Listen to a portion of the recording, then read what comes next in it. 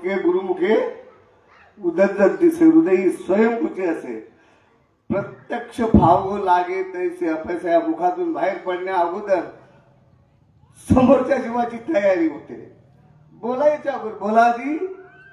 आजही तो अनुभव येतो. माझं सर्वांना नम्र विनंती आहे, ज्याची अवस्था होत नसेल ना त्यांनी धनराज बाबांच्या बरोबर फुगडी घ्यायची. कसा अवस्थेने जातो बघा. हा, त्या अवस्थेत जर नाही अष्टसात्विक भाव झाले तुमच्या घरची भांडी घासेल. मी काय माळ घालायला गेलो नव्हतो भाऊ बरं का.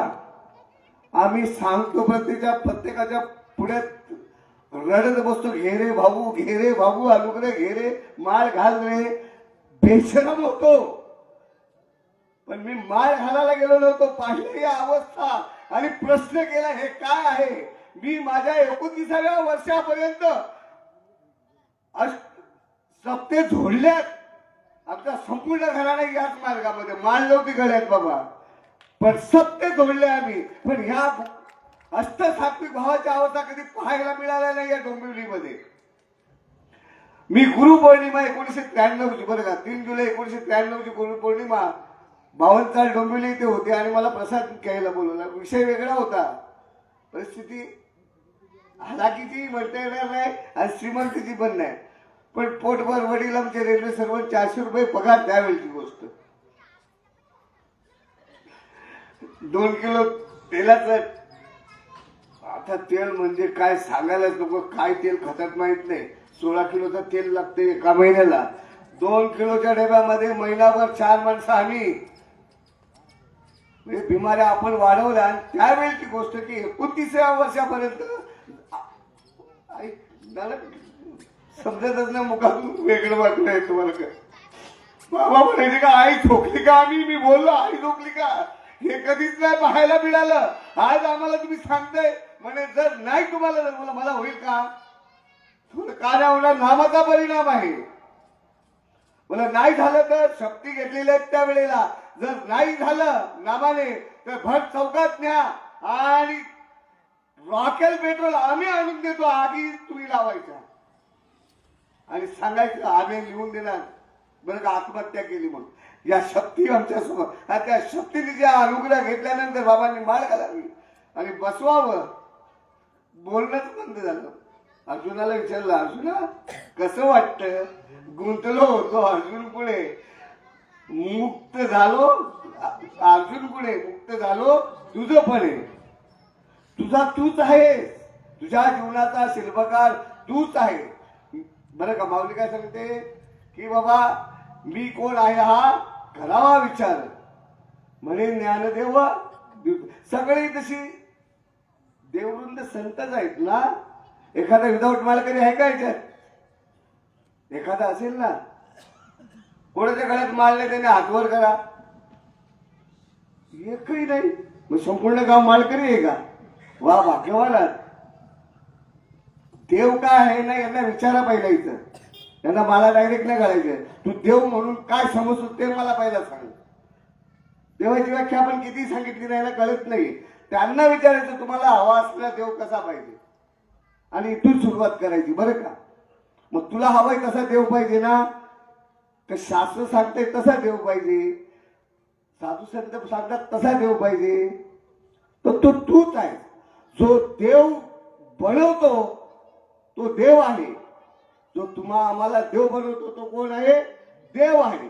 परंतु तो कोणत्या रूपाने आलाय. आला नावा रूपा तुका म्हणे झाला सोपा. कोण आला. मनुष्य देहाला चालेत ना. राम काय वेगळ्या शरीराने आला का. मनुष्य देहाला आला. कृष्ण काय त्यांना कळालं गुरु करावं. पण आम्हाला आम्ही सांगायला गेलो ना. बाबा दादा आहेत का चौधरी दादा गेले. ज्यांचा अन्नदान आहे ना त्यांच्याशी चर्चा व्हायला पाहिजे माझी बरं का. फक्त मी कोण आहे हे एवढं कळण्यासाठी परमार्थ करायचं आहे. बाकी काही घेणं देणं उरलेलं नाही. तुझा राम तुझी पाय ओळखून घेई. काय झालं.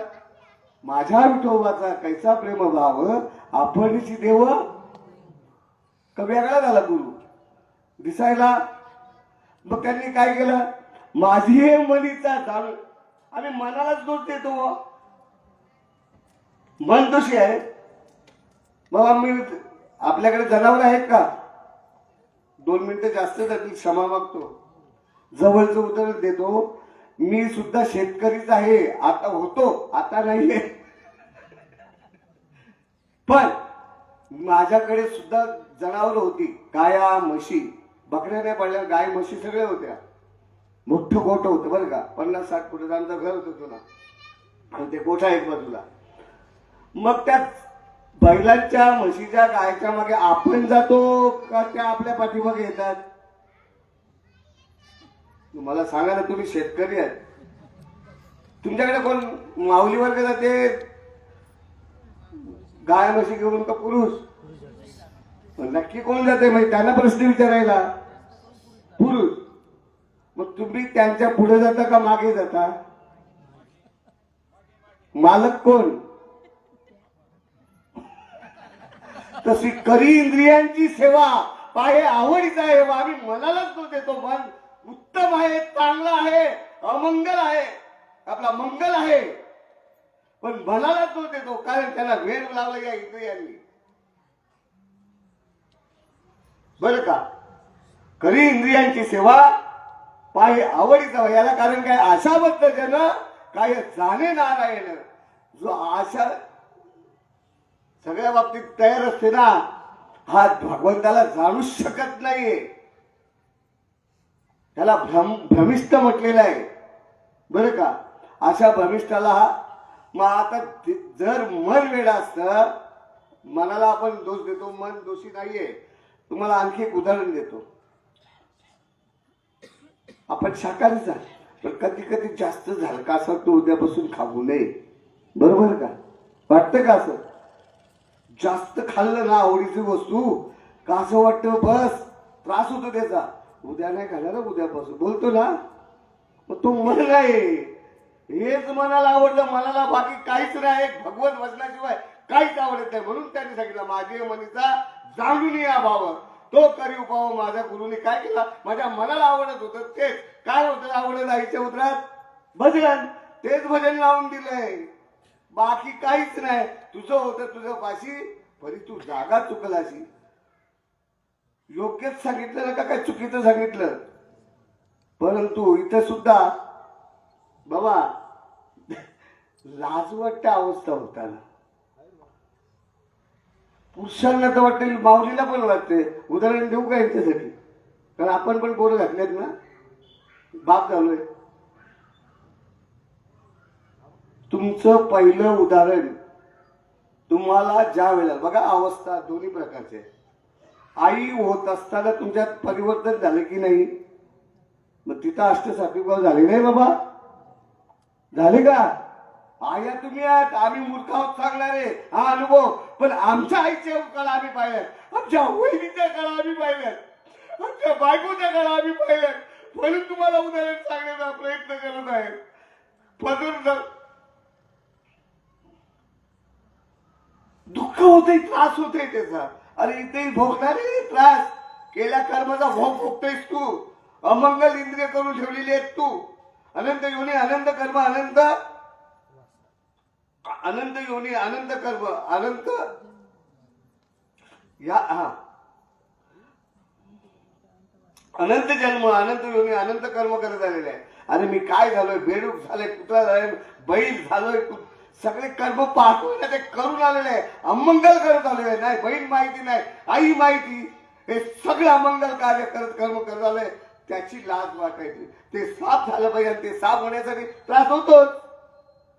मर्डर एखाद्याची केली तर, केस केली तर अटक झाल्यावर त्रास होत का? मर्डरच आहेत ना आपल्याकडे झालेल्या.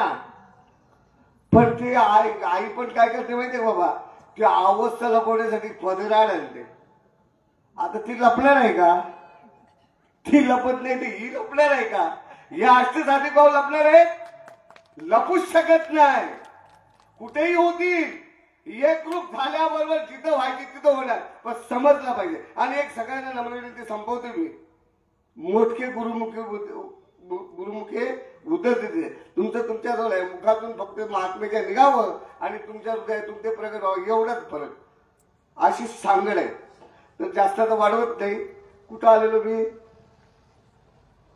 शेवटचं सांगता राहिलो अवस्थेचं, नाही का?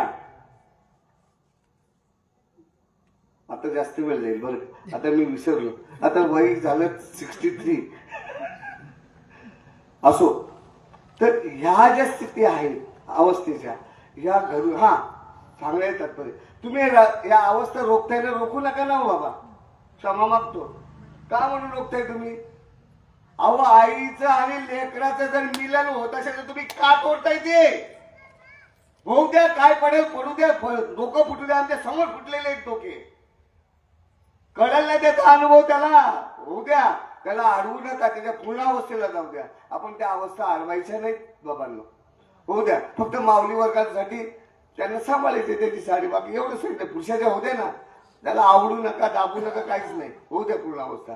कुंडली कवरदे हरी विठ्ठल, श्री ज्ञानदेव तुकाराम, पंढरीनाथ भगवान की